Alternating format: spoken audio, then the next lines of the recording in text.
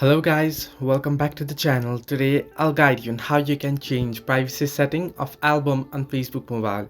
Now how to make your albums private on Facebook, let me guide you through it.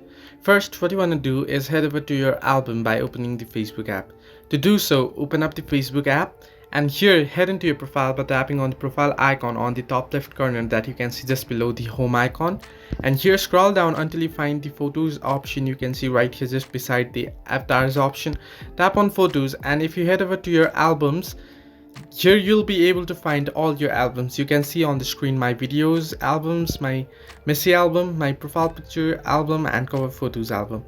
Now to change the privacy setting of a particular album, what you want to do is open up the particular album. Now I'll just open this Messi one, and here what you want to do is tap on the three dots that you can see on the top right corner of your screen, and here what you want to do is tap on edit.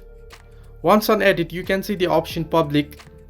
You can see that my album is public right now. Just tap on the public option or whatever privacy option it shows up, and here what you can change the privacy. You can see the edit privacy option popping up. You can set it to friends, you can set it to friends accept, or you can set it to only me. Now if you set this to only me, your album will be private and no one will be able to view it.